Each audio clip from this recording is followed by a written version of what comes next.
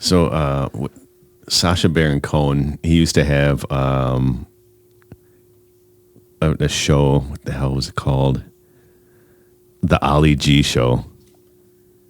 Did you ever watch it? No, I haven't. So it was. No, wait, Sacha Baron Cohen, is that Borat? Yeah. Very nice.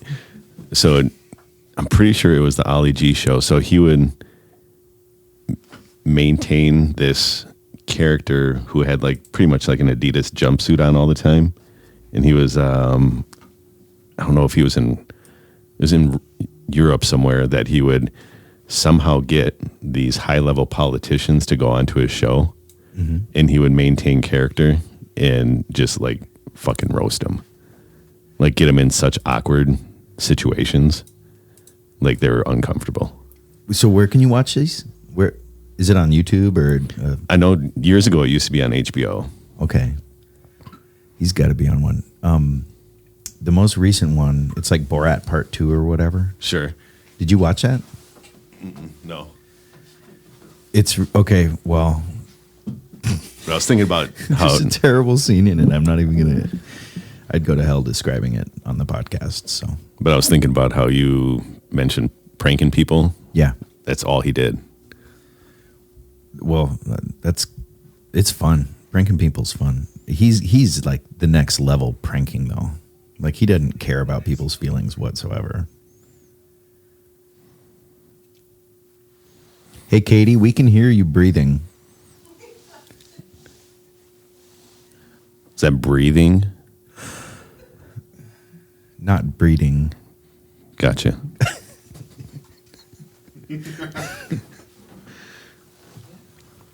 So you're looking like dapper again as usual. So what you got going on today? Today I went to a closing for one of my clients that we got into a beautiful townhome over in Woodbury on Granite Lane. So we actually didn't have to go all crazy like some of the other ones in Woodbury kind of do. It's actually right by where our teammate Sam's new listing is coming up really soon. Same community. Nice. We actually have Sam in the studio today. He brought his little golden doodle.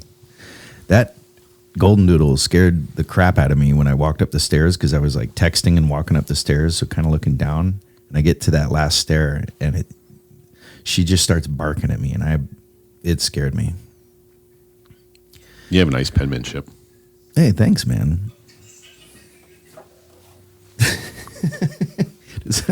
Was that Katie laughing? Yeah, I think she's over there laughing. Sam's probably snapping us. Yeah, probably. So yeah, I came in early again today, and I got up I pulled in these other monitors, so it's gonna kind of help with our workflow and just more screen space. I'm having a really tough time. I know you can set up an iMac as an external display, but I can't figure it out. I went to Best Buy and spent like $250 on stuff just now, like this thing, another one of these things, a couple cables. I can't believe it came to $250. So I think I'll be able to return one of the items, but I can't figure out how to get the iMac as a second display from my MacBook Pro. I don't expect you to know unless you do. No. Yeah. I'm not the IT guy. It's kind of frustrating. Maybe. Hey, what's up, Sam? Hey. How's it going, buddy? Oh, great. What time's? Oh, your appointment's at noon to get groomed? Then I'll hop on after Anton. So. Right on. If I send you with cash and if you stop for lunch, will you just grab me whatever you're grabbing? I'll probably DoorDash something. Okay. Yeah. Sweet. Well, let me know when that happens because I'm going to be hungry. So You don't want no gas station Oscar Mayer? No, thanks. No. I'd rather eat deer meat. Just I've got a block of it. I think still in the car. It's a good temperature outside though. I don't Yeah. 50 degrees. I don't park in a garage. So I was watching this show last night and up in northeast Alaska, when they harvest a moose, they don't have refrigeration, of course, so they just hang it up. Mm-hmm. How the hell does that meat not go bad? Well, what time of year? Fall. I mean, so I'd imagine it's 40, 50 degrees. I mean, 40, mid-30s. Is that what you keep your refrigerator at?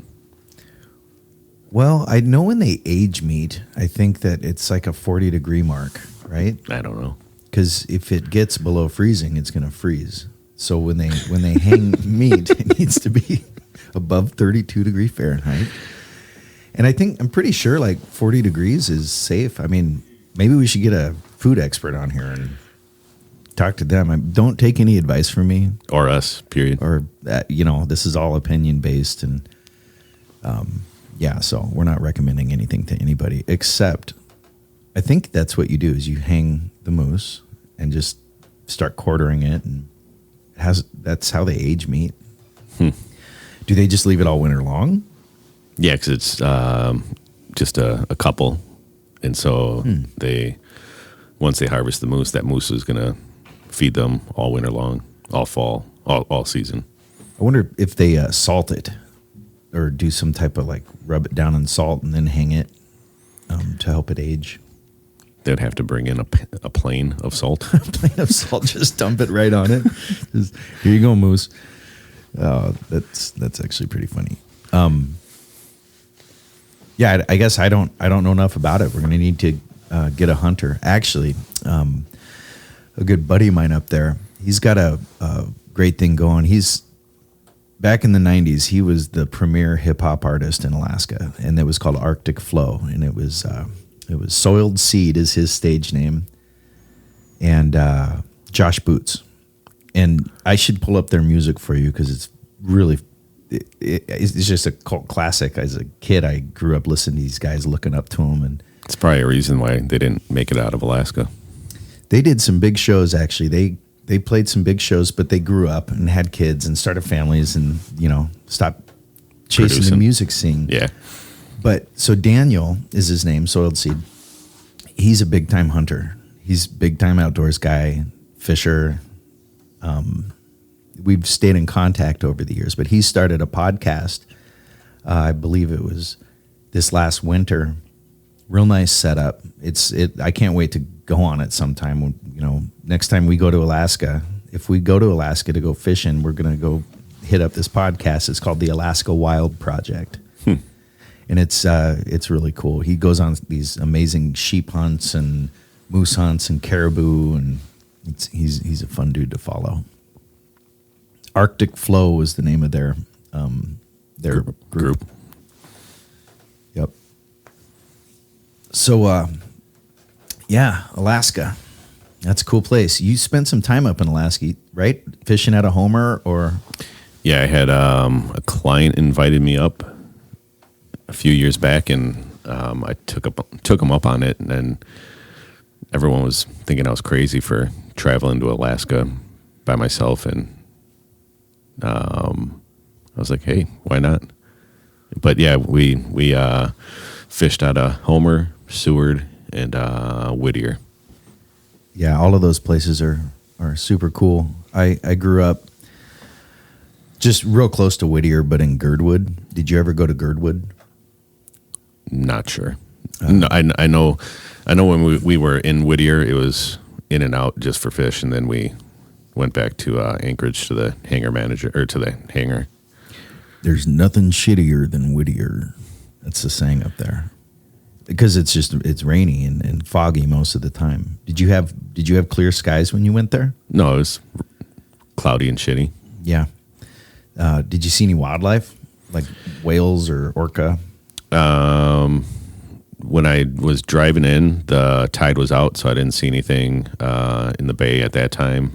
In Whittier, I don't recall seeing any whales. There was probably too much cruise ship traffic at that particular moment, but did see the goats up in the mountains and stuff like that. Because obviously they have a bunch of pull off areas where you can park and just kind of sightsee. So that was pretty sweet. That's the Seward Highway. Yep. It leaves Anchorage, goes south. It's you're driving down. It's called Turnagain Arm, and it's I heard that's delicious. Turnagain Arm, Turnagain.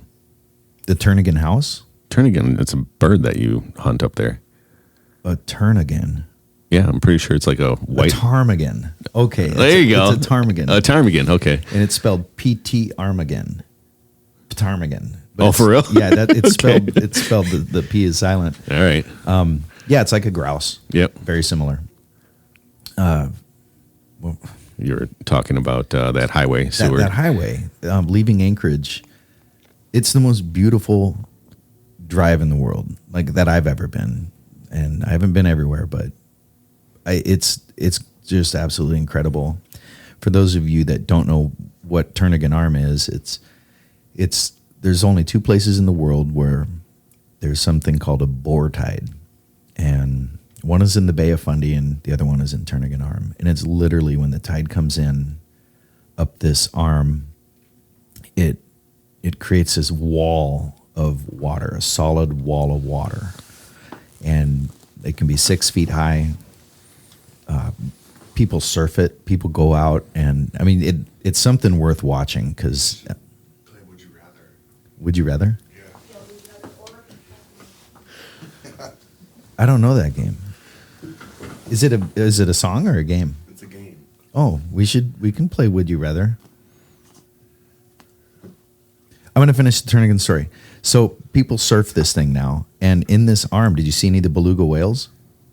No. There was, because it was out. Okay. The tide was out. So you never saw it when it was full? No. Oh. I saw it as it was coming back in, but obviously when it's out, it's just the bottom. Mud flats, yeah. It's all mud flat. And people die in that. Lots of people have died in there because it's like quicksand. What's not so quick? No, I forget the liquefaction, I think is what it's called, is the sand, when the tide starts coming back in, the sand becomes like jelly. And if you're out on it, you're going to get stuck. And if your foot gets stuck, they've ripped people in half. It's kind of like that peanut butter jelly from the last podcast. Yeah. You don't want to get stuck in that. No, you don't want to get stuck in the peanut butter jelly. Speaking of peanut butter, have you ever tried a bidet?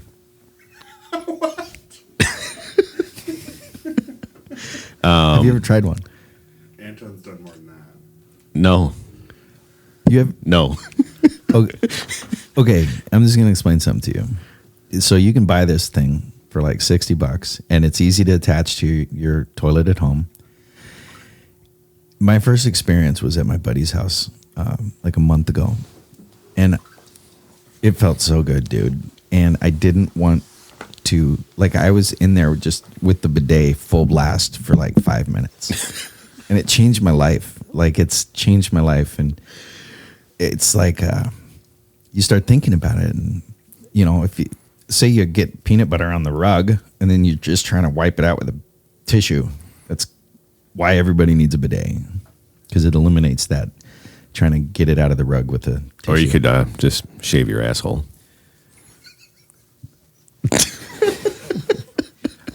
Yeah, That's the respectful thing to do. I think I'd be really nervous of shaving my asshole though. Why? Don't use it. Don't Because I can't get down and look at it while I'm doing it. don't use it. Don't use a beard trimmer. Just shoot it in the dark. Shoot it in the dark. Yeah, that went south. So back to the lower 48. Yeah, no, that sounds good. We'll stop talking about Alaska and start talking about shaving my asshole. Sorry, Sam. Dude, stop sending that to all your friends. It's great because he only has your photo. Nobody knows who I am. No, oh yeah, it's just it's the back. Well, cool. Oh, what else we got going on? I kind of woke up this morning and I went outside and I'm like, oh shit, winter's coming. It's supposed to, I think, rain later today and then start snowing, I think, in the middle of the night. That's cool. And Sam, you're going to come back, right? I'll be right back. All right, cool. He's going to go use the bidet. I'm telling you, man, it's an experience. Like I know it sounds uncomfortable because I don't want my ass wet. Like, well, then you got to like still wipe it off. you can dab it, but you use like a fraction. You literally go through toilet paper. A whole roll will last you for 6 months with a bidet because you just rip off a square and dabble, and it's done. Like it's. How do you know your asshole's clean? Because that's a bidet's job. Yeah, but you still got to check. Oh man, you will feel. Can you adjust it to like warmer water? Yeah, or. Fully automatic. Warm water, cold water. For real? Like, honestly, temperature control? It feels good. So when I was in Europe as a kid, I think it was Germany. Oh, hold on. I got it. So sorry to interrupt, but if you really want to shave down there, then you would use cold water. Make your hair stand up. Okay. Well, right now, because I've been wiping my whole life, my hair is matted. Okay. So, I mean, there's that. But this is a bidet story. So I'm in Germany, and when I was traveling through Europe, we stayed with host families. Like, and every couple of days we're with a new host family. Well, Germany's great. I love it. It's just like, wow, what a different place in the world from where I was born and grown. But so I go to the bathroom. So I'm sorry, were you in like an exchange student? I was in this program called Up With People. So it was like this big theatrical production, like kind of like an off-Broadway musical that toured. We did a lot of community service and went it was really neat. I could talk 45 minutes about just some of the cool experiences. But so let's talk about that bidet. The bidet. So with the bidet, I didn't know what it was. Okay. And I went to I went number 2, and then I couldn't figure out how to flush the toilet. So I was kind of. My experience is they still have 2 separate toilets.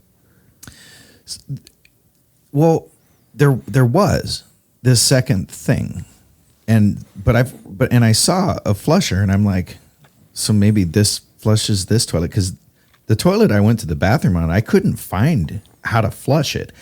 It turns out it was something over here on the wall that you pull. It was not. I don't even know how it was connected to the toilet. Like, I eventually found it. Thank God, because I was eating krautwurst and all kinds of, like, I needed to get rid of that. I opened the window. I'm like, oh man, my host family's gonna think I'm just like, this is bad. I'm embarrassed. So, but I went over to the second toilet, and it's an actual bidet, and I hit the button, and it just shoots up like a water faucet. And I'm looking at it, and I'm like, what a weird place to have a drinking fountain. I mean, I was in here a while. Let me get a drink. Well, no, I didn't, because it just looked weird. Actually, I might have got a drink, but anyway, I don't remember. So that's right. Go down and get your bidet. I'm looking right now to see if they sell them at like Home Depot. Add-ons. Let's upgrade. It's an upgrade, man. It is, and it's not only. How do you spell bidet? That's a good question. Bidet. No, it's something weird. Hey Siri, how do you spell bidet? Bidet. Got it. Bidet. Bidet attachment. Yeah, there's a couple different models. You want the one with the 2 knobs, because one is pressure, and then the other is temperature. I think temperature. Yeah. And it's Walmart, $43. Yeah, let me see it. You can get the discount version on eBay for $17.99. I mean, I kind of think we should get one for the office. Yeah, that looks similar. The model that my buddy has is legit. I would be afraid to put that into my bathroom with my son there. It might be called a clear rear. Let me see. my son would lock himself in the bathroom for hours if we had one of those. Why? He would probably tell me he was making a science experiment. And you'd hear shit clinging around. He's making a volcano. Just I think it's there's a lot of options on the bidet front, but I mean, maybe we should seriously get one for the office, and then let's not tell anybody except for the people, Katie out there, and Sam's obviously going to know about it, and we should install it in there. We should totally put it in there, and I mean, it might be a really good present to get as a closing gift.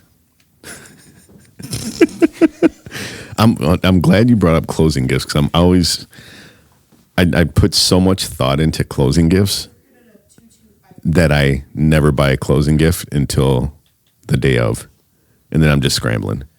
Yeah, that's like Christmas for me. I'm fucking terrible at it. I was talking to I went to O'Reilly's the other day, yesterday, and I was talking to the dude that typically helps me there, Eric down in Egan at the O'Reilly, and I was like, bro, you got your Christmas shopping done? He was like, dude, I got it all done last weekend. Wow. I'm like, what? He was like, yeah, my pocket's hurting right now, but oh well, I had the money to spend and got it done, and I'm like, holy fuck, I haven't even thought about it yet. Yeah, I've thought about it. Like I've thought about like, oh, what am I going to get certain people, and in the last couple of years, I've actually gotten into. I just go out and buy bulk spices, and make bulk spices. Oh, sure, like paprika, salt, pepper, and I put together these packages of because I like smoking meat, and so I make this homemade rub that is my mom's recipe. But you can only do that so many years in a row. This year I experimented with slow smoking salt, like Mediterranean sea salt. Sure. And what temperature did you? It's pretty good. Smoke it at? I don't remember. I have it written down. I think I actually did it. I was either smoking chicken drummies, or I might have been doing some type of ribs, maybe. I think it was ribs. So I smoked ribs at about 225, 230. Yeah. And so it was close to that. And I did it for an hour, and the way I did it was I just made an even deal on the grease splatter guard for bacon. It's mesh and it's metal, and when you're cooking bacon on your stovetop, you put it over so the grease doesn't splash out. I don't cook bacon on my stovetop because it's a mess, but they make these things. Not because of it's a mess, but you get. Don't you? Have you ever baked your bacon? That's what I do. Yeah, that's all I do.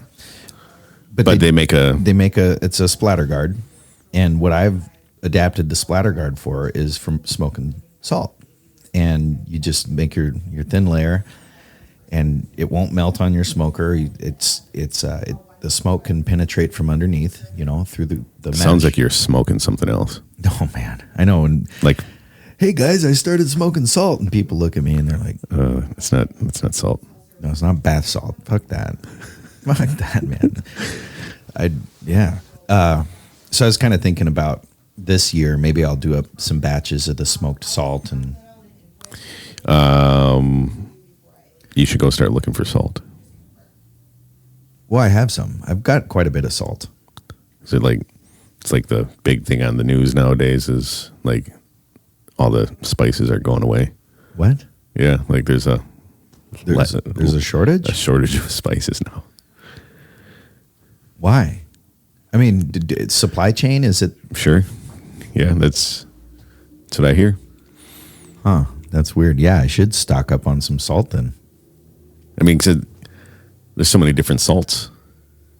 Yeah, but it isn't salt. No, there's so many different varieties out there and applications. Like there's, of course, more granulated sea salt, which I typically can find at the bulk size at Sam's Club. And is that like table salt? Is that what you're referring? No, sea salt. Table salt, I think, is I don't know, iodized or whatever. Yeah.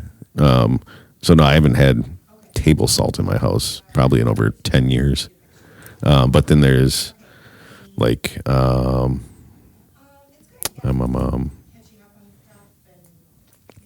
what's it called? There's the flake sea salt that you can get. That's really good for. Is that like the kosher salt? That's Nope. oh Nope. It's then there's the kosher, and then but the flake salt is made somewhere in the Mediterranean. I would have to look at my box at home to see what the brand was, but I use that primarily for picanha steak. So a picanha steak. picanha, I don't know what that is. it's a Brazilian cut of beef and prepared with only salt, and then you have to. So picanha is also in the United States is known as a coulette, cut of beef, or there's one other name I can't think of it, but it's on average it's about a 3-pound cut of beef. Then you typically, when you go to the butcher, you can ask them for it. They're typically really reluctant to do it because it comes off of the bigger slab of meat that they use for many other things. So then it's like it takes away, what they are commonly cutting at a butcher shop. So find the butcher that'll make it for you. Then you cut with the grain. With the grain. About 2 fingers wide, and you make your cuts of beef, and then you leave there's a fat cap on the bottom. Okay. And if it's too much, obviously you want to trim it down, but you leave the fat cap on. And you cook it fat cap down? No, you kind of rotate. Okay. Through, but you put salt on just like only salt right before you throw it on the charcoal. Do you salt the entire thing or just the fat cap, or do you? Yep, all sides. Okay. So once you got all your cuts, then you salt each side. Usually, like in Brazil, traditionally, I think they skewer the cuts and then rotate them on the grill like that. Mm-hmm. I've always just thrown them on my grill, going with the grill grate, so they kind of balance on there evenly. Then you rotate them, every couple minutes, so it gets a nice char or a nice grill on each side. And then, are you cooking to a temp, or are you just kind of eyeballing it I just eyeball like a steak? Yeah. And obviously you can, do like the tenderness check. Like, if you push on it, like it feels like your cheek, then it's more, rare. Versus if you put on like think your whatever part of your in between your index and your thumb. Oh yeah, it's like that's what it is. It's your finger, right? Yeah, I think there's that method too. Or it gets I forgot tougher. about that. Yeah. But I've always known, like, if you feel your cheek and if you feel a steak, that's rare. And that's how you should eat a steak, in my opinion. Anytime I touch my meat, on the grill, like I can't get it to my cheek. It goes right to my mouth. I love smoking meat, dude. I love cooking meat over fire. It's one of my favorite things to do. We should do that sometime. I have an extra smoker we should throw on the deck here. And, I could get here early in the morning and throw on a 10-pound brisket. It'd be early in the morning. Yeah. Like 2 in the morning. Yeah. Yeah. We should smoke some meat. Bob and I were talking about we should have just a friendly, like, everybody get together and we just smoke meat. Cook off. Yeah, and we could do something that's a lot quick. I would do a brisket and bring it just to eat, but for the cook-off, we could do like chicken thighs and maybe. I love chicken thighs. Me too. It's like my favorite Is piece of chicken. Me too. Just love it. It's good cold the next day. I like to get them boneless if I'm going to marinate them in like a teriyaki Hawaiian style. Otherwise, I like to bone in, and then I just do like a dry seasoning, and I'll either smoke them or cook them just on a more over direct heat. What's your favorite piece of meat to cook up? You like to smoke, right? Yeah. Yeah, I like to smoke. But like I enjoy making steak on the grill. I haven't used a gas grill in a couple years probably now. It's all charcoal or on my big green egg. Oh, I wasn't going to bring up the big green cheater. And I do have I still have my offset, my Oklahoma Joe, but I have not fired it up this season. No excuse other than the big green egg is just more efficient and easier. Yes, I know it's not the true art form. Yeah, but it's kind of like a fishing pole. You can't. Well, you could only have one, but it's good to have a couple different options. I have never actually cooked on a green egg, so I'm totally talking smack about it. I do enjoy tending the fire and just being involved with that process of the smoking of meat versus just put it on and forget about it. But that would be nice, if you're going to start a brisket at midnight. I mean, that'd be nice. I am unimpressed with some pellet grills, though. All pellet grills. Okay. My opinion. And a green egg is a pellet grill? No. Oh, okay. No, it's... How does it work? You use charcoal, your hardwood charcoal. Okay. That's good. Yeah, so it and then like I still add chunks of other flavored wood as you typically would if you're smoking traditionally. Okay, I did not know that. Yeah, so yeah, you have your base of hardwood charcoal. Then depending on your preferences, you add whatever flavored wood or not flavored wood, but wood that you want to add, like different apple or pecan or cherry, yeah, whatever wood that you want to use to add the flavors that you want to achieve. What's your favorite? I've really grown to love cherry. I know apple's obviously a staple because it's very versatile, but cherry is also really nice and smooth and everything you can throw at it, it balances out really good. I've got a buddy. He was at the open mic with me the other night, and I haven't seen him since before COVID. Him and his wife have 80 acres out there by Clear Lake, out in the woods. And she's a meteorologist, actually. You've probably seen her on the news. I'm not going to say her name right now, but I'll tell you later. They're all different names anyways. Yeah, her name is... do you know her Rainy on Sunshine. Camera? Rainy Sunshine. I've never heard of that one. I mean, what an easy job. It's a 50% chance of rain. Or sunshine. 50% chance of sunshine. Yeah. What does that mean? That it might rain. Okay. Anyway, I'm talking smack, amiga.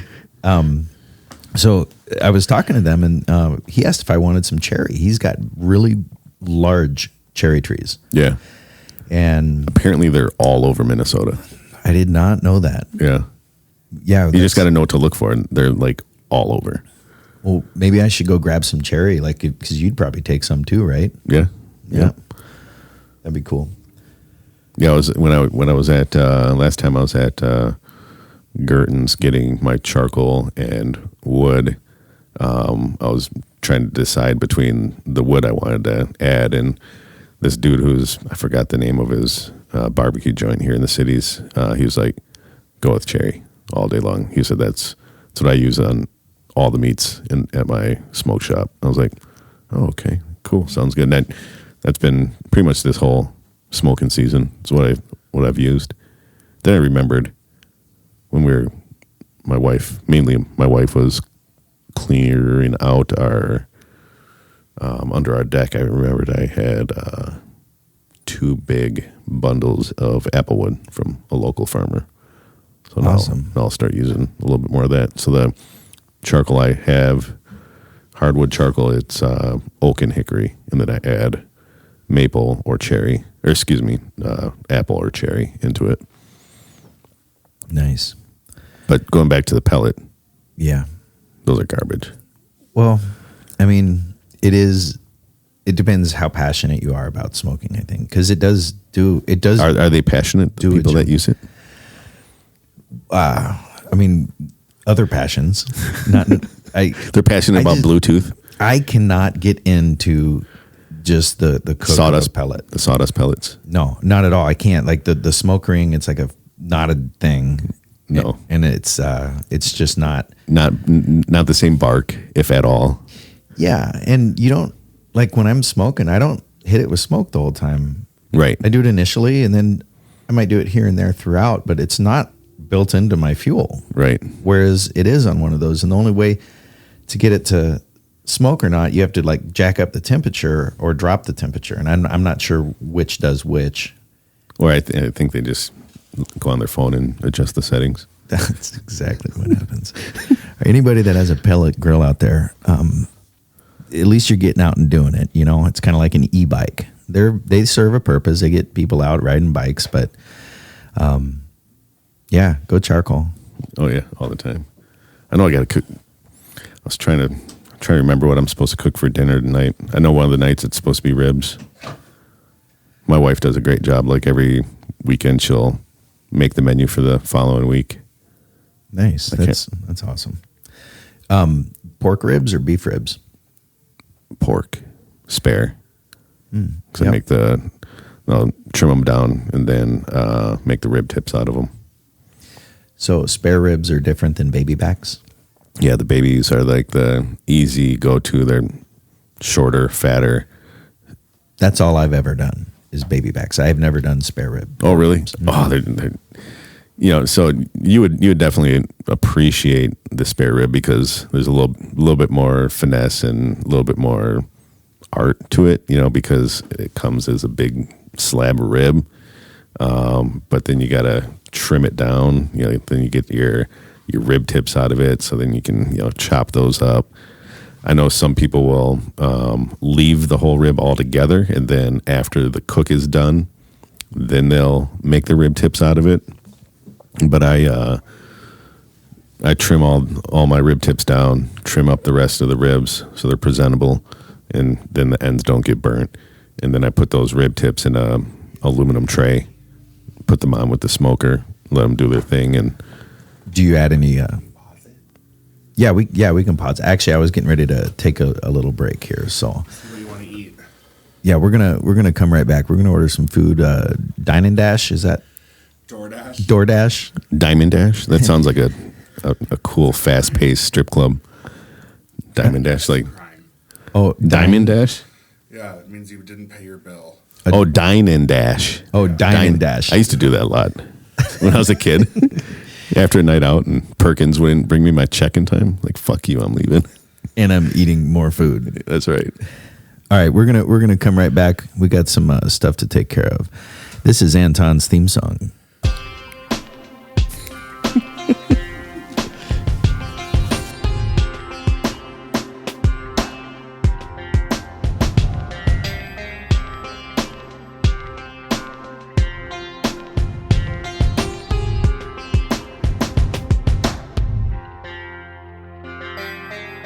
I would bet you $100. Are you going to film this? No. I would bet $100 that Anton is on his way to Lowe's to get himself a bidet.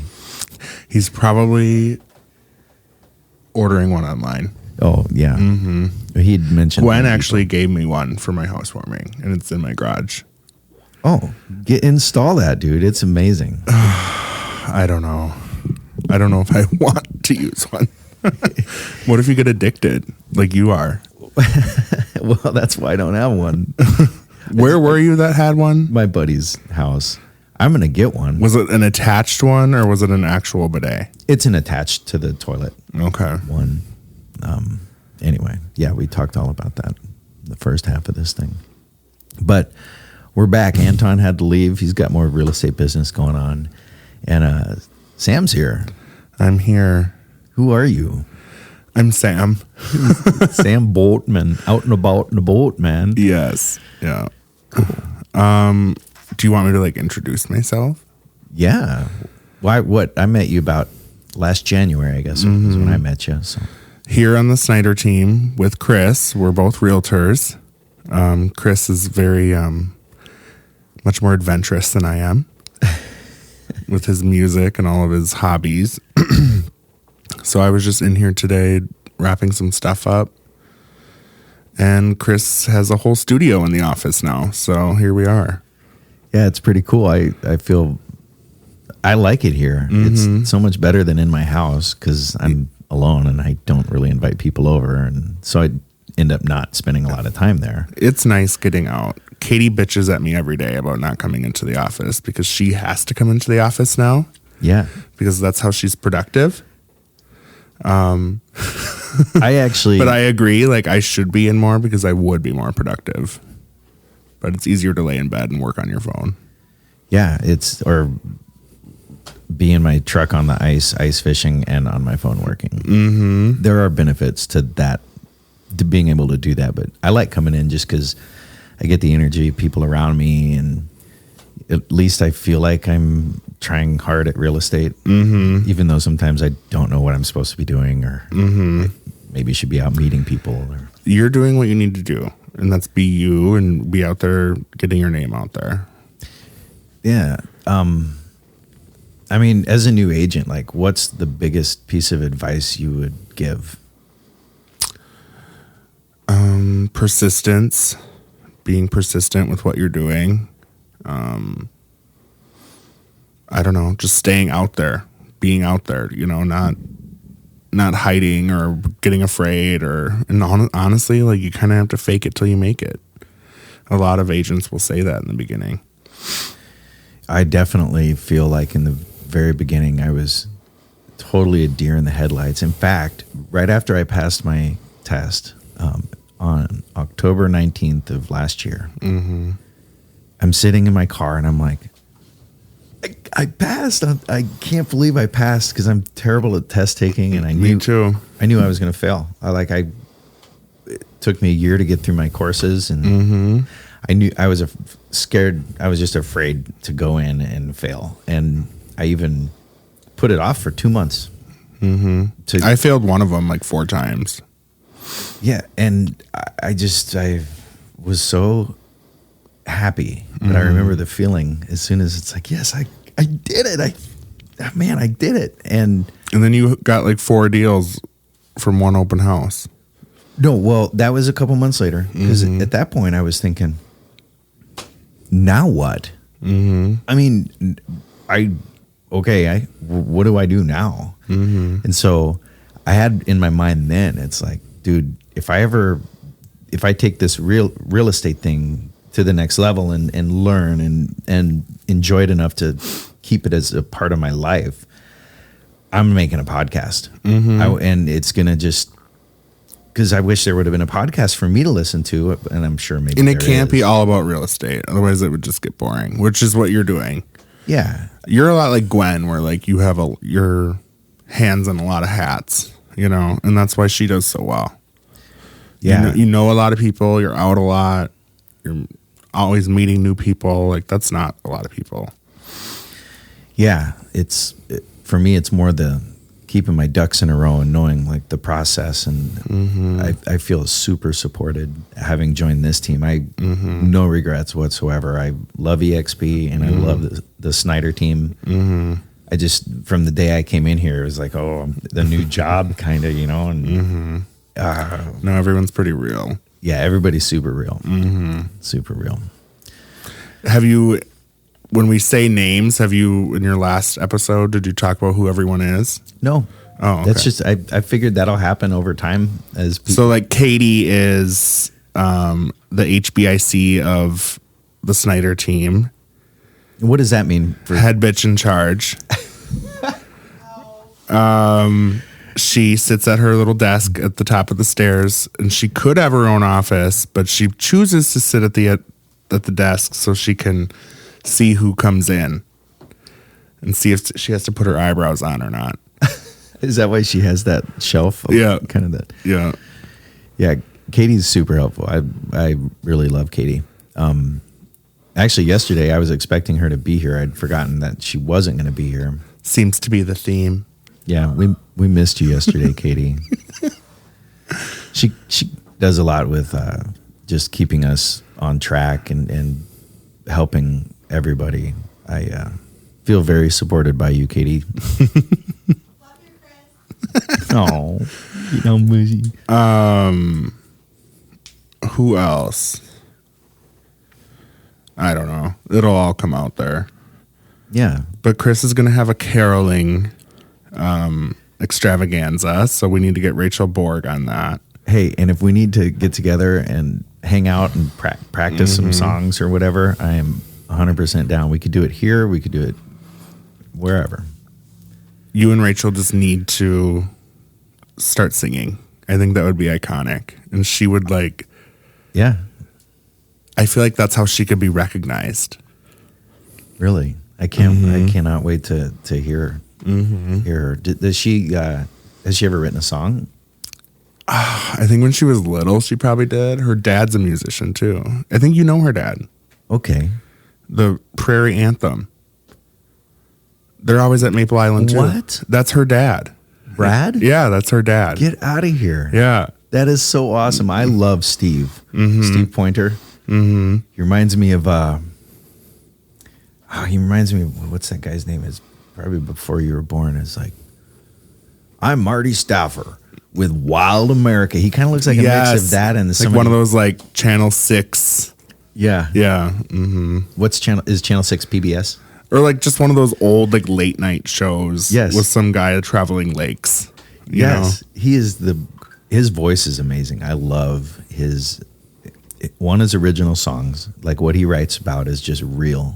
And I feel like it talks about real stuff. Mm-hmm. And just his delivery with his vocals and his guitar playing, I can listen to that guy as long as I can. And him and Brad have really good chemistry together. They do well.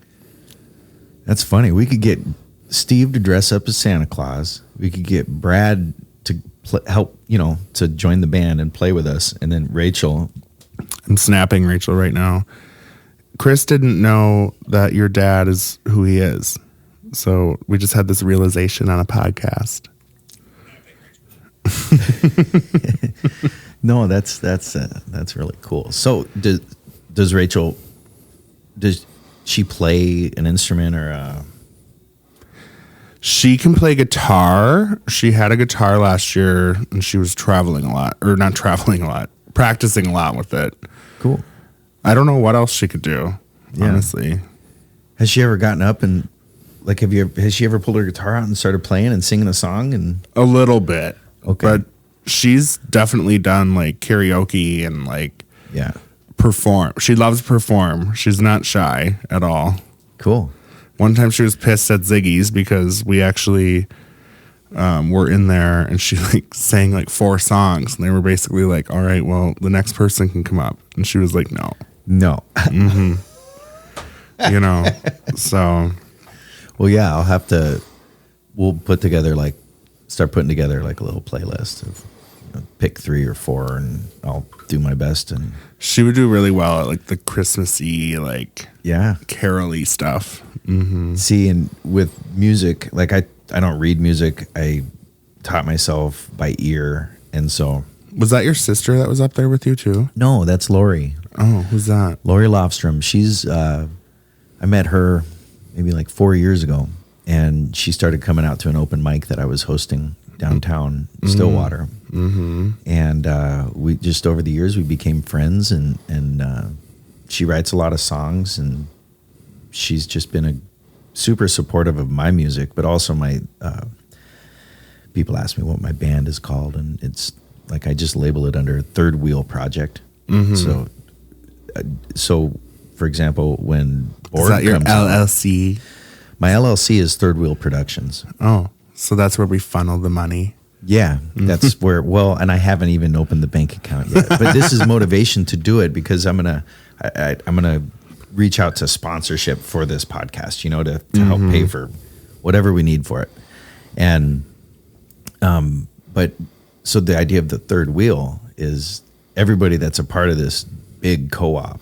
And it's almost like a super band now. There's a lot of talent in it. At one point, everybody in it was a third wheel to the project. It's like, hey, if you can sing, if you can play, and get up on stage, and then we just that's how the magic happens and it starts. Either there's chemistry or there's not. It all. I mean, I actually just kind of got into podcasts, and I'm obsessed with like the true crime, like. Katie was talking about that. She's really into that too. So I've been listening to a little bit of that Crime Junkie, and then a little bit of My Favorite Murderer, My Favorite Murder. That's awesome. Have you ever listened to those? I haven't. I've been, so I've got 3 that I listen to often. One is called YNAB, and that's it's about budgeting. That's something that I need to improve in my life if I want to. Don't we all? It's a challenge. Some people are really good at it, and some people it takes more effort, and I'm definitely the latter. But and then the other one is I really enjoy Joe Rogan's podcast.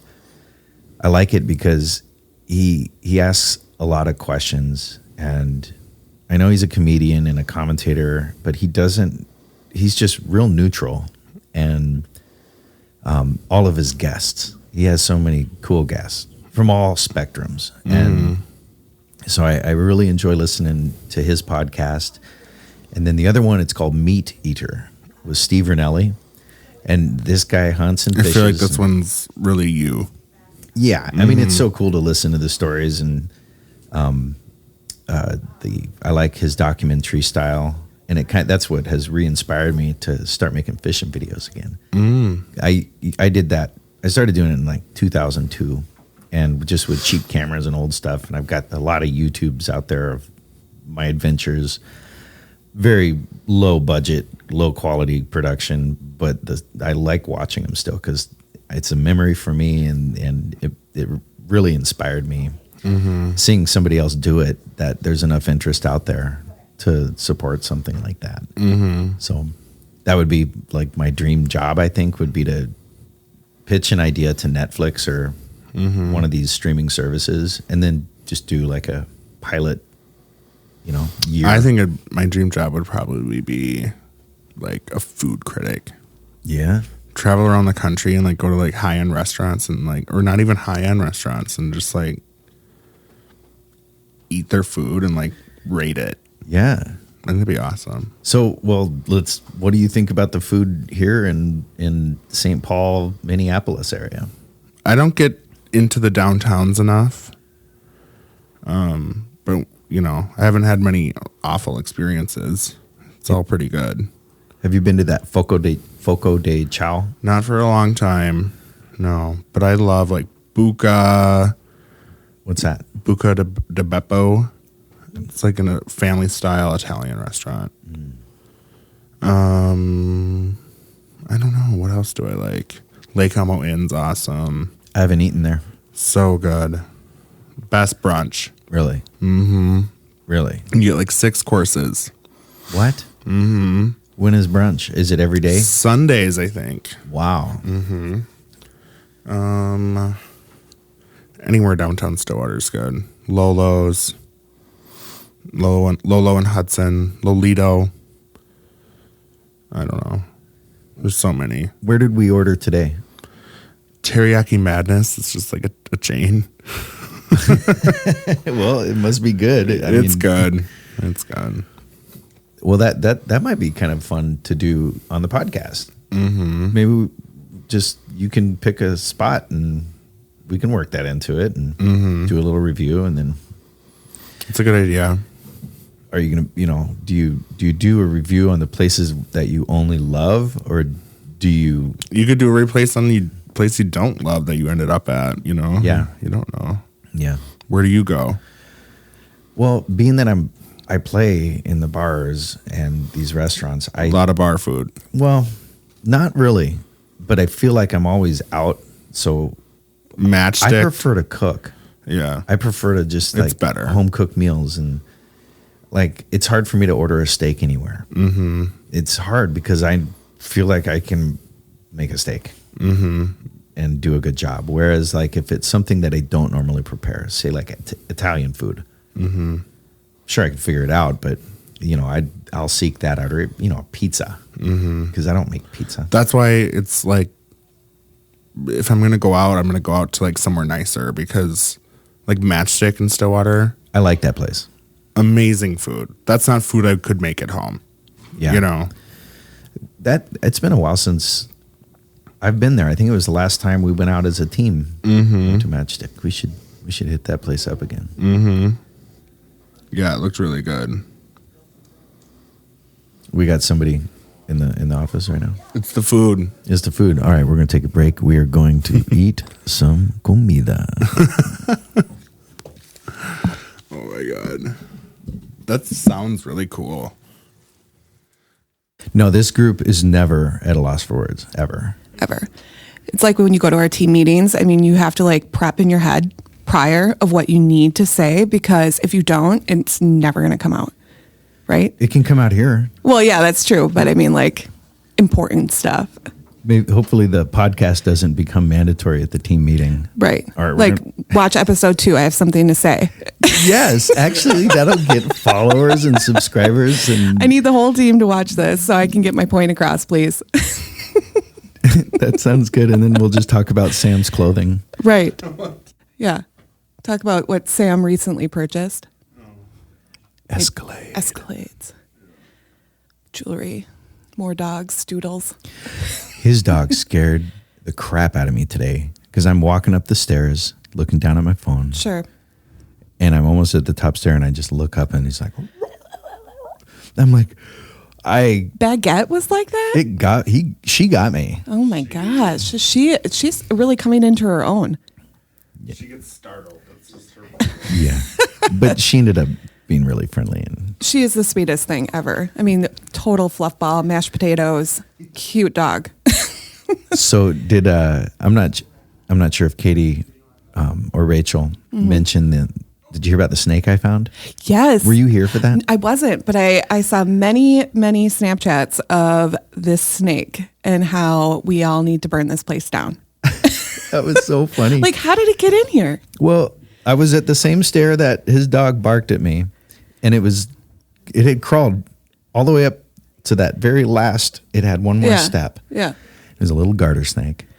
And I don't mind snakes. I picked it up and I'm like, hey, Ray or Katie, no, there's a snake, and they freaked out. Oh, I would be paralyzed with fear. And I wouldn't consider it small either. Well, yeah. So I have a video to show you then. Yeah. Yeah. It's a video I made. I don't know if I want to see it. You have like a scary like snark. I feel like this is going to be like an anaconda situation, and I don't like it. Well, it's the very first nature show I made, and it's really funny. Is it? I think it's funny, and it's about snakes.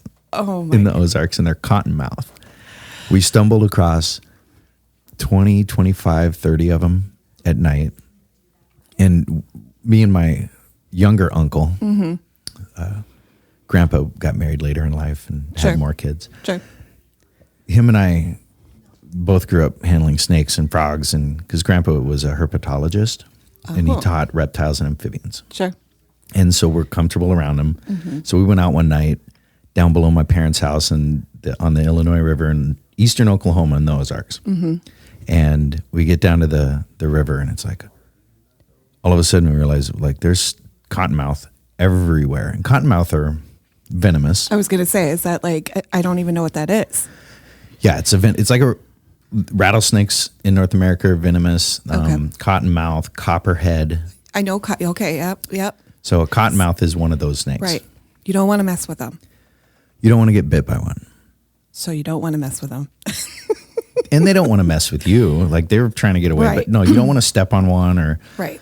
So it's this video of us, and we're talking like this. It's today on the planet of animals. Oh my gosh. Going out into the Illinois basin. And me and my uncle, we have a very similar timbre in our voice. Yep. And we're both we take turns narrating these shots, and it's hard to tell who's who unless it's our face on the screen. Your but afflictions are the same. it's pretty funny. It sounds incredibly nerdy, but I think like it's probably going to be super cheesy, but I do need to see it. Yeah. Especially if you're acting as though you're like, just being in the ridiculous. bush. Just being ridiculous. I enjoy laughing even at my own jokes. Right. Well, that's the thing with even doing any type of content. You look back at what you did like 5-10 years ago and you think, gosh, I thought that was really cool. Or like an old Facebook post and you're just like mortified that you would even write that, Yeah. So it's good that you have, you still can look back because I can't. Yeah. That is completely true. And that's the biggest thing I'm thankful for. Because I when I started my YouTube channel, I never did it to get subscribers or Sure. It was just for me. A creative outlet. To have memory. It's better than a journal or as good. And, because you Right. get to go back and I get to see these and relive these moments in my life that I otherwise would have forgotten. True. And then I also have these recordings. I used to make hip hop beats for my brother. Oh my gosh. And he was amazing at rapping. Really? Yeah, and his lyrics, they were so awesome. So I have these recordings of my brother and I rapping together. Very cool. And so that's another cool thing is to have somebody's voice once they do pass on. Sure. Oh, absolutely. They're still in the room with you. Yeah, that I can think is really, really cool. I actually save voicemails too for that exact reason. Just to listen to somebody's voice, but knowing you have it captured in YouTube or in a podcast or whatever, that's just a more secure place, which is awesome. Yeah, I don't think it's going anywhere. No. Unless the sun wipes us out. But right. whatever. And then at that point, I mean, if it's no longer a computer, it's something else that can be transferred, right? Yep. So that's cool. I like that. I like that a lot. Because, well, you could do journaling though, because you're writing. At least you can read it years and years. That's something that is always going to last forever. Yeah, I used to take back in like I guess high school, or you could take tests and you were allowed one piece of paper. Yes. So I used to write about a quarter that size, and I would actually be able to fit the entire anything in the section of book I literally had everything transcribed in the smallest of writing. It was no fair. Oh my gosh. Yeah. No. I wrote like per line 3 letters. Yeah. Just so it didn't take much to fill the page for a test or whatever. Are you a good test taker? It depends on what it is. If it's something I'm passionate about, such as like when I got my real estate license, it just took me the one try. But in school, oh my gosh. Yeah, I was horrible. Absolutely horrible. I didn't care. Yeah. I didn't try. How long did it take you to get through all your classes? Real estate, it took me 4 months to get my license. I was Wow. transitioning from another job, and I just kind of took I just went. I feel, I don't know, is that a long time or is that a short amount of time? I feel like that's compared to how long it took me. Yeah. It took me a whole year from when I started the classes to the end, because the way I learned was I took notes the first time through the video, and then I'd go listen to the video a couple times again and again, just okay. in my headphones while I'm doing other Sure. things. Yep.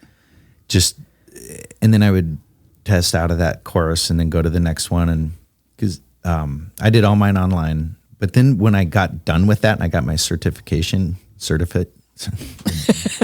You got licensed. I got my certificate. I'm a damn professional. I tell you what, I was so intimidated by taking the test. I knew I was going to fail. I literally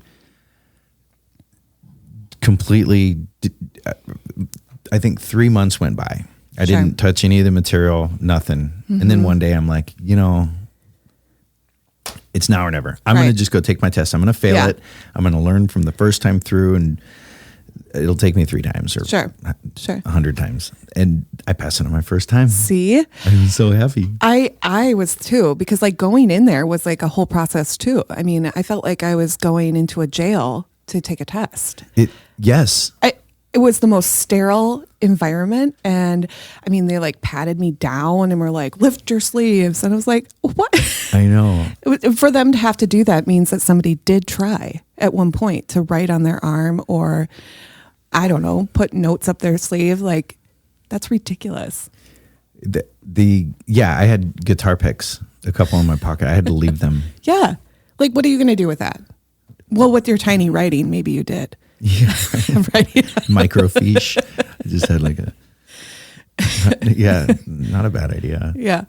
But yeah, I'm so thankful I passed that first time because everybody that I spoke with, they were like, it's the hardest test and you're never going to want to take it again. So, having that pressure and then already not liking tests to begin with, I was like, oh, great. And you're paying for it. So you said you were passionate about it, right? Yeah. When did that start for you and why? How? Well, actually probably since even high school, real estate, I went to school for interior design and everybody always said, why not real estate? Why don't you kind of combine these two things that you're really passionate about? And it's that leap of faith that going into a job at 18 that you're not going to get your fully commissioned job was really intimidating.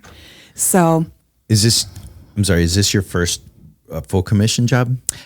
Yes. So prior to this, I did have a sales job where I received a commission, but then I had a base salary, which was pretty good. But it was also that sense of you just needed that little security. Yeah. But then I kind of realized, no, this isn't for me. I can do this, and then I did it, and I'm kicking myself. Like, why didn't I do this sooner? This is so right.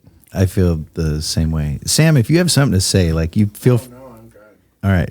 Come on, Well, Sammy. no, from back there, like Claire was doing it from back there yesterday. It was funny because she was making copies and she was just like. Sam always has something to say, especially when I'm speaking up. He's either like nodding his head or he's just like rolling his eyes or needs to add because I missed something. So I think what we'll do is. He's like my shadow. We all need shadows. Kind of like Katie's a shadow. Yes, that's also, yeah. What we'll do is if I want to run a microphone over there so we can turn it on over there. So then now we have 3. Yep. And then it'd be funny to go hide one on Katie's desk. Oh my gosh. And just. Yeah. She's the best person to mess with. So I feel like any opportunity we have to mess with her. Okay. The easiest target. Oh. And she knows it though. Just don't TP your house. Oh yeah. Yeah, that's true. You can't TP her house. Did you hear about that? No, So one night, what was that? 2 years ago, a year ago, Sam? 2 years. 2 years ago, him, Sam, and Claire TP'd Katie's house. and then at night? Yeah. At night, prior to the pandemic where there's no toilet paper in sight. Well, so what did she do? Did anybody stick around till the morning? She threw a huge fit. Yeah. Were you pissed? I was very upset. Did you know who it was? Oh yeah, I sent a group text to all of them and I said, you guys need to clean this up by 10 a.m. I said, there's a toilet paper shortage. This is insensitive. You were serious? I said, my husband worked on the lawn. Oh. No. Continue. No, hold on, Katie. This goes back to the bidet conversation earlier. This is why you get a bidet. Exactly. She needs one. She does. Have you seen this girl eat? She needs one. We all need one. It's all good. Like, I've never felt so clean. And I only use it once a week when I go by my buddy. I go by my buddy's house and I'm like, hey, I'm just here to use the bidet. And it's so worth it. You can get an attachment. I've been meaning to, and I just haven't yet. Christmas present. Really? You have one? Yeah. We should put it on that. Yeah. Anton is going to be at the office way more than he realizes. Yeah. He's going to be like, yeah, I'm getting one. Squeaky clean. So how long have you been doing real estate? I'm going on 4.5 years. Wow. Yeah. Right. Yeah. And how long have you been on the Snyder team? I just started in April, so not very Okay. long. Yeah. Oh, so I've been on the Snyder team longer than you. You have. Yeah. If you were around, you would know. No. I know.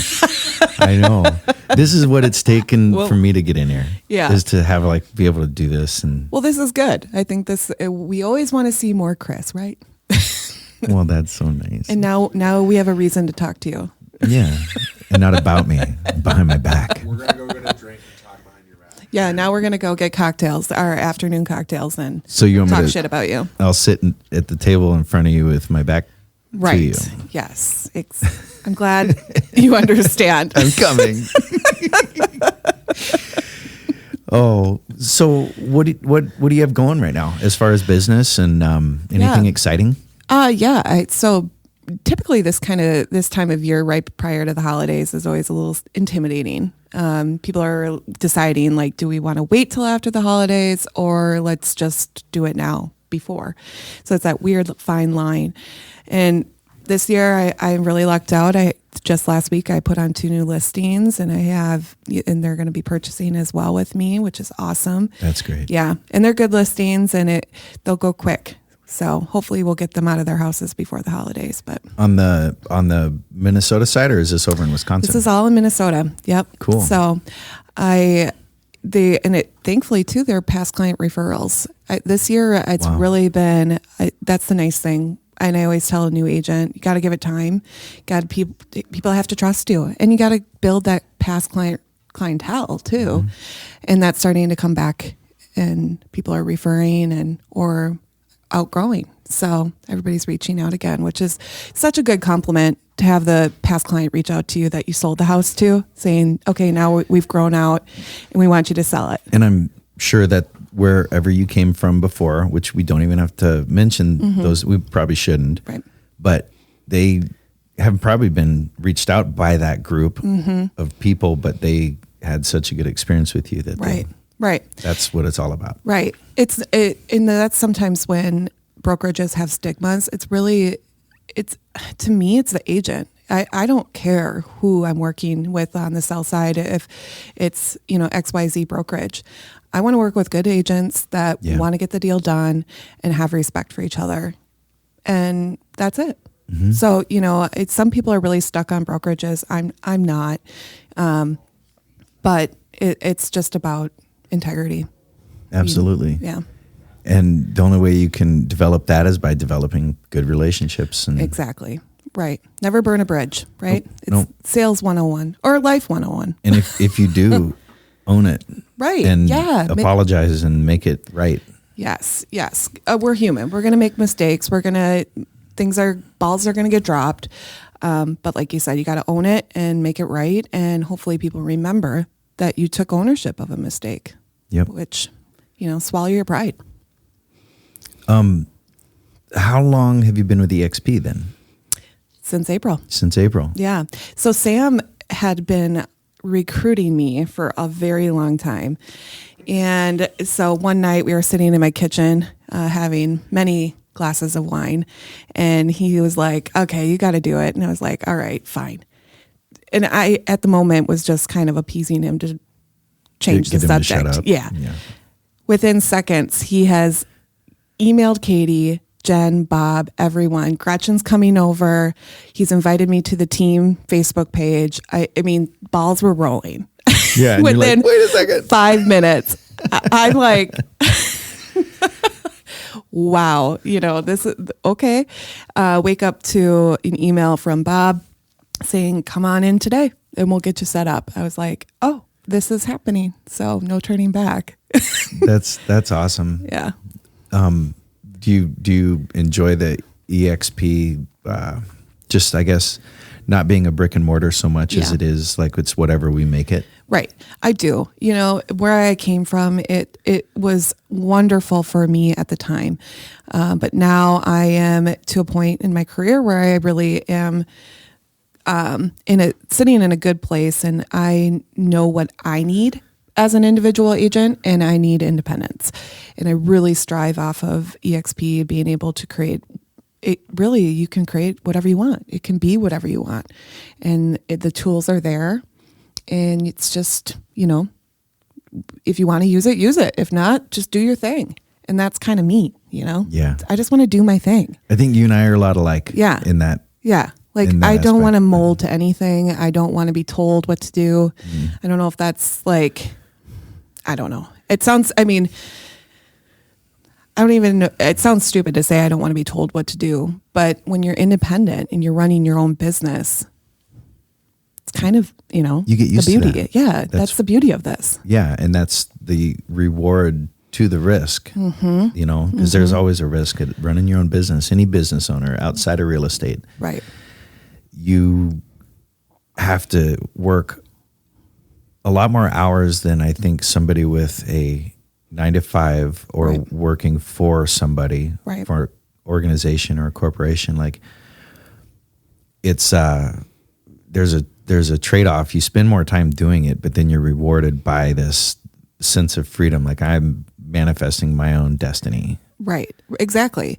And to have that, there is no cap really of how far you can take it. And if you're bringing in what you want to bring in, hey, good. Then take a day off, go shopping, go fishing, go do whatever, spend time with friends and family.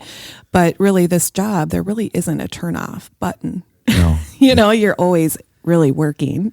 Yeah. I mean, I know. And that's something that I feel like I, just in my own personal life a little bit, it's, I've spent a lot of time entertaining people and in the bars and in front of people doing this thing, to where it's really, that's the last place I want to be when I'm done working. Sure. Yeah. I just don't enjoy it. But now that I'm in real estate, it's like I have actually a really unique thing just by making those relationships in the quote unquote watering holes. Right. Where I know if I go over to the next stop right now or in pretty much anywhere in Stillwater, I'm going to see people I know. Yeah. And there's been a couple deals that have crossed my plate this year that have been people that have followed my music or been to shows or in that realm. Yeah. To where it's like, oh, Snyder, I hear you're doing real estate now. And Right. hey, I want to sell my house. Right. And if I wouldn't have made that stop, and it's not because I wanted to stop and have a beer. Right. It's because I wanted to see who's in there and then kind of prospect in a real organic way. Right. Yeah, you have to be. People really can see when somebody's being when somebody's not being genuine. I see a lot of new agents trying to find what that is for them, and you can tell that they're doing some searching and trying to figure out what type of lead generation works best for them.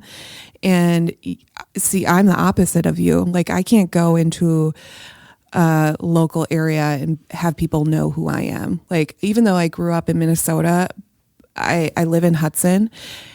It's just, that's just not where my leads come from. It's so I had to find that out too. That took me a while too to figure out where my income is going to come from, where my leads are going to come from. And so that I think that was the most challenging thing when I first got into real estate, because you have so many people that are like you, that know a lot of people in the area. I know Claire is very, she knows a ton of people. Social butterfly. And same with Andrea. And so it's like, well, where am I going to be at? So finding that out, and really it's past clients, referrals. That's really my honeypot. Yeah. So, yeah. What are some of the things that you do to stay in contact with your past people? It all depends. I really, again, I'm catering to each person. I understand what somebody wants. Maybe dropping off a bottle of wine to somebody on their doorstep because I saw they were having a crappy day, saying, hey, this one's on me, or just a check-in handwritten note. That, the old school mentality of a handwritten note goes so far. But I think, the sky's the limit. I've even reached out and said, hey, you want to go shopping? Like, you need to get Yeah. out of the house. Because again, a lot of these people are people that I know. So it's a different type of relationship. Yeah. But, they end yeah. up becoming friends after that Right. first transaction, right? Yeah. I mean, I've been invited to weddings. Yeah. It's just birthday parties. It's been crazy. But it's rewarding when I get that invite. It's like, oh my gosh, Yeah. that's so cool. Yeah. Because you know, we're human. We always second guess ourselves a little. Like, ooh, did they actually like me? Yeah. Or did I talk too much? Did I talk about myself too much? Right. Or I don't know. You know what I'm talking about. We It's always just like, that little anxiety, inner conscience that's like, ooh, did I offend them by saying that? Like, or you know. And of course, at the end of a transaction, you walk away and you congratulate them. But if you don't stay in contact, then there's kind of that weird lull in between. And you're like, okay, are they going to think I'm reaching, again, thinking it too much in my head? Are they thinking I'm reaching out solely to get more business? Or are they going to feel like I'm just being nice and reaching out? Mm-hmm. Those inner thoughts. But really, at the end of the day, always reach out. People love to hear from you, you know? Just not like, I'm not going to call them 100 times and be like, hey, answer my phone. yeah. Just a quick text or something Yeah. like, I'm thinking of you. I hope all is well. Yeah. You know, doesn't Yeah. have to be too much. We don't have to reinvent the wheel. Yep. I think a lot of people don't do that. And, Yeah. And that's okay. Yeah. For the rest of us. Right. That do. Yeah. Again, it has to be genuine to you. If you don't like to do that, then it's like, Don't do it. don't do it. Don't do it. It's that simple. Yeah. Yep. Well, what else you want to talk about? What else? I don't know. What are you doing this weekend? I am going to a family reunion in Iowa this weekend. Oh, really? Yes. Where in Driving Iowa? 5 hours. Northwestern Iowa, Cherokee. Oh, I recently played at Lake Okoboji. Okay, yeah. Is it close to Yep. there, kind of? So from Okoboji, about an hour. Oh, Yeah, it's south. south. Okay. South. Mm-hmm. Have you been to Okoboji? Oh, yeah. That's actually where my husband and I went for our honeymoon. Captain's Getaway? Yes. Did you go to that bar? Yes. So, We pretty much went to every bar in Okoboji. and they're all right there. Right. It's not hard. That was one of the funnest shows I've ever played. Actually, well, last time I played at Ziggy's was a lot of fun. Yes. I That was had a so good. blast, like the energy, Yes. and everything. Yes. But this Lake Okoboji show I played, when I say it was one of the better ones, it's because I didn't realize it until I got there. I would have brought my full band for what I was not, Right. I did not know what I was getting into. There were like 1,200 people, Mm-hmm. and they were all there to see Parker McCollum, Okay. who's a famous, big time, Sure. up and coming Yeah. country artist.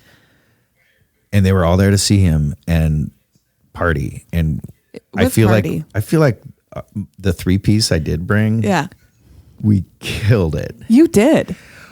But it was, You really did. I mean, people were on their feet dancing. Yeah. I mean, I got there at, oh, okay. You're talking about Ziggy's. Yeah. I'm talking about at Lake Okoboji Oh. at Captain's Paradise or Captain's okay. Getaway. oh, okay. I was going to say Ziggy's was awesome. But Ziggy's was funner than that show. But Okay. that show had this level of energy, Sure. and I didn't know anybody. Sure. It was just like kind of felt like an arena Sure. situation. Yeah. And that town was really, I thought Iowa was the most, I have a lot of respect for anybody that chooses to live there, but I could not. It's a snooze fest sometimes, Yeah. Iowa. Like, my husband begged me to move there when we figured out we were ready to buy a house. And I was like, absolutely not. Yeah. I will end this relationship today if you make me go to Iowa. Yeah. Now, granted, where he wanted me to move, the population is, no joke, 100 people. Yeah. So nearest gas station's like 40 miles. Oh, wow. That doesn't work for me. No, I'm need- surprised there's not a come and go there. No, there is nothing. I mean, I need a Walgreens. I need a Target. I need Dollar people. store. People. Goodwill's kind of cool. Anything. Yeah. I mean, I just need People. people, you know, especially if I'm going to be selling real estate.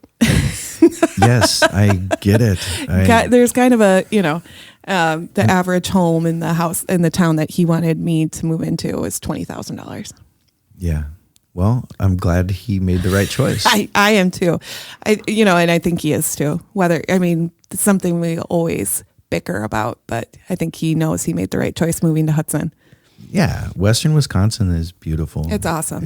I really like it. Right. And we got some acreage and stuff like that. So he kind of feels like he's in Iowa. Yeah.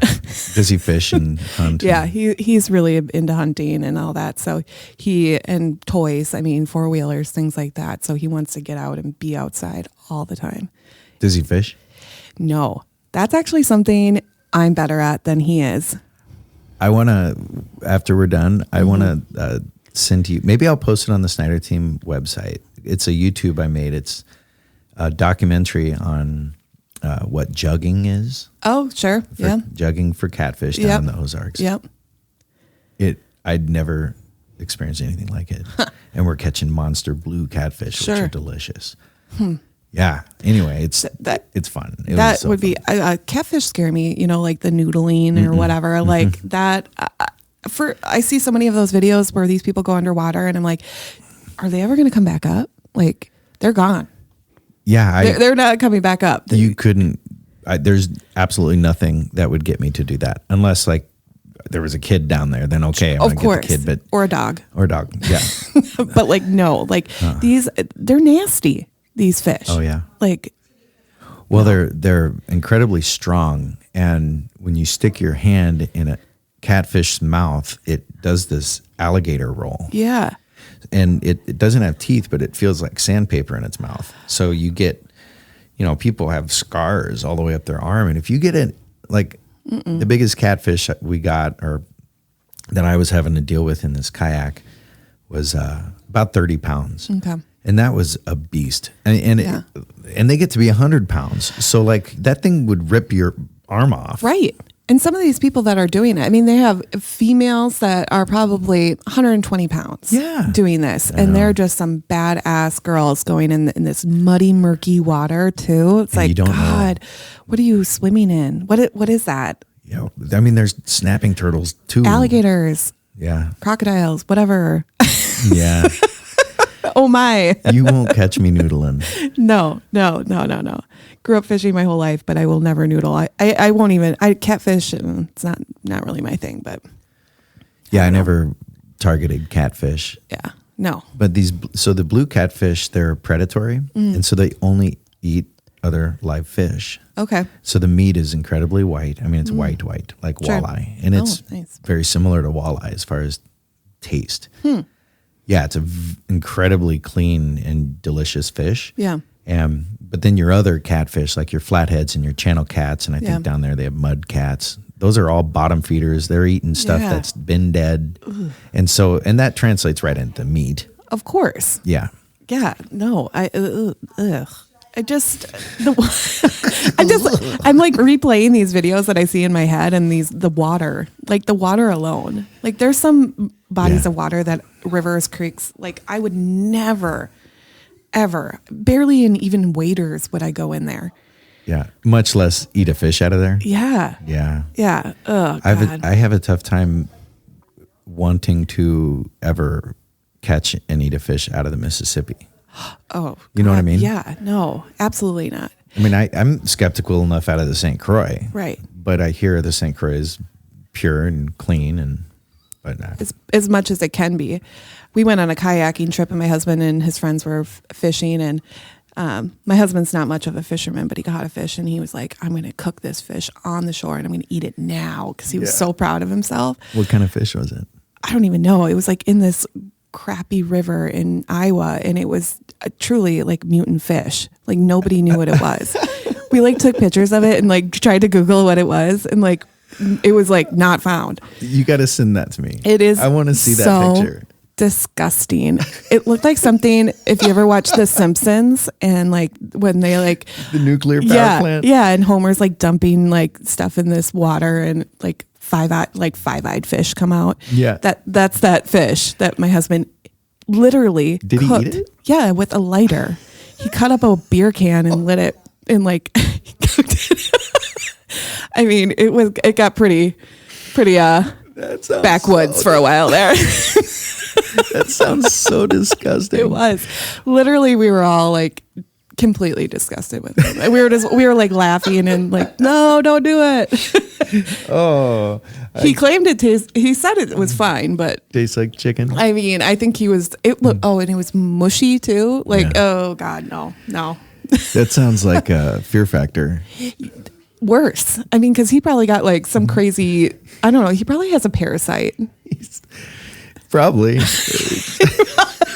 Unless he's been eating stuff that has already killed the parasite. Yeah. Well, I think he has that kind of army mentality where like, Yeah. if I didn't die now, I'm not nothing's going to kill me kind of thing. And so he ate the mutant fish. I don't know. It's the man I married. That's great. Love What's is a his name? strange thing. Luke. Awesome. Well, I look forward to meeting Luke sometime. Yeah. You guys will get along really well. Yeah, he can come on and talk about hunting if he wants. He would love that. He's a little shy, but he would maybe get out of his comfort zone. Yeah, nobody's here That's true. except for Sam and Katie. Yeah. Snapchatting. Snapchatting, gossiping. Katie's always looking over Sam's shoulder like, what's happening now? Who snapped what? Well, Gretchen, is very nice to have you on. Thank you so much. Yeah, this was fun. This Yeah, was you have easy breezy. You have a great radio voice. Thanks. So, like, Thanks. seriously, anytime.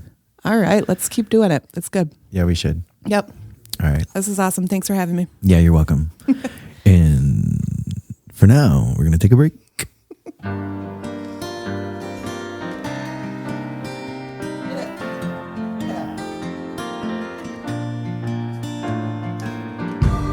Well, thanks for listening. If anybody has any good ideas for what we should call this podcast, please leave a comment or reach out on Facebook, Instagram. Just find me. And I'm kind of being led in this direction. I should just call it Snyder and Friends. And then, so anyway, open to suggestions and look forward to talking to you later.